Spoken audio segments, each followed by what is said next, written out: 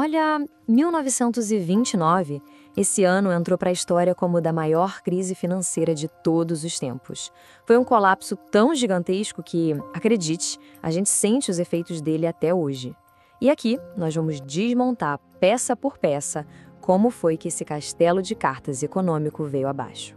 Então, a grande pergunta que fica é: como é que a maior economia do mundo, no auge, de repente simplesmente implodiu e, pior, arrastou o planeta inteiro junto? Para a gente entender esse quebra-cabeça, temos que voltar lá para o começo de tudo. Para organizar o raciocínio, vamos seguir 6 etapas, ok?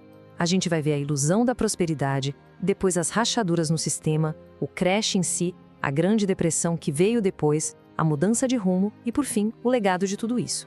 Ok, então vamos lá. Nosso ponto de partida é o fim da Primeira Guerra Mundial. Imagina o cenário. A Europa estava literalmente em ruínas. Enquanto isso, do outro lado do Atlântico, os Estados Unidos viviam uma festa. Uma época de otimismo, de crescimento absurdo, a era que ficou conhecida como os loucos anos 20. A economia americana, que já era a maior do mundo, simplesmente decolou.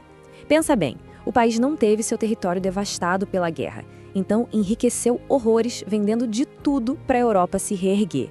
E foi aí que nasceu com força total o tal do American Way of Life, o sonho americano, sabe? A ideia de que ter sucesso era ter um carro novo na garagem, uma geladeira, um rádio, e o crédito era tão fácil que parecia que todo mundo podia entrar nessa festa. Só que tinha um problema. Toda essa prosperidade, essa festa toda, era mais frágil do que parecia. Era como construir uma casa num terreno instável.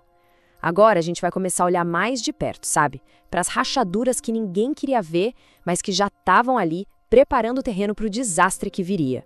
O problema número 1, sem dúvida, era a superprodução. As fábricas e fazendas americanas estavam produzindo num ritmo alucinante, sem parar. Só que aconteceu uma coisa. A Europa começou a se recuperar da guerra e, naturalmente, passou a comprar menos dos Estados Unidos. O resultado disso? Montanhas e montanhas de produtos encalhados nos estoques, sem ter para quem vender. Outro ponto seríssimo: dívidas. Uma montanha de dívidas. O crédito era fácil demais e isso não incentivava só a compra de um carro novo. O pior era a especulação, era gente comum pegando dinheiro emprestado no banco para apostar na bolsa de valores. Pessoas sem a menor noção dos riscos, achando que era dinheiro fácil e garantido. E não era pouca gente não, eram milhões fazendo exatamente isso. E o mais impressionante é que os sinais de alerta piscavam em vermelho por toda parte, mas foram completamente ignorados. O campo, por exemplo, já estava em crise.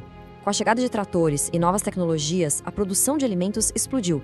Isso parece bom, né? Só que não. Gerou desemprego rural e fez os preços despencarem. Pequenos bancos que dependiam do campo começaram a quebrar um atrás do outro. E mesmo assim, a festa na cidade continuava como se nada tivesse acontecendo. Até que, um dia, a bolha estourou. Chegou o momento da verdade. O dia em que o castelo de cartas veio abaixo de uma vez por todas. Esse dia entrou para a história como a Quinta-feira Negra.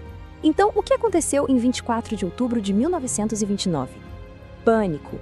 Pânico total na Bolsa de Valores de Nova York. A ficha dos investidores finalmente caiu. As empresas estavam com estoques lotados, não estavam vendendo, a confiança sumiu. E aí começou uma corrida desesperada para vender as ações. Só que, quando todo mundo quer vender ao mesmo tempo e ninguém quer comprar, bom, o resultado é um só. Os preços despencaram em queda livre. E para a gente ter uma noção do tamanho do desespero, quase 13 milhões de ações mudaram de mãos em um único dia. É um número absurdo. Pessoas que tinham colocado ali a economia de uma vida inteira, muitas vezes com dinheiro que nem era delas, dinheiro emprestado, viram tudo, absolutamente tudo, virar pó em questão de horas. Mas veja bem, o crash da bolsa foi só o começo. Ele não foi o fim da história, foi o gatilho. A primeira peça de dominó que derrubou todas as outras, numa reação em cadeia que devastou o mundo e que a gente conhece hoje como a Grande Depressão. O impacto nas pessoas foi simplesmente catastrófico. O desemprego disparou, saltou de uns 3% para impressionantes 25%. Vamos parar e pensar nisso. 1 em cada 4 pessoas aptas a trabalhar estava sem emprego. Na rua. Milhares de empresas fecharam, bancos faliram e milhões de famílias perderam absolutamente tudo. E essa imagem aqui é um soco no estômago. Ela resume tudo. De um lado, um outdoor gigante, uma propaganda falando sobre o mais alto padrão de vida do mundo. E logo abaixo, na vida real, uma fila enorme de gente desempregada esperando para receber um prato de sopa.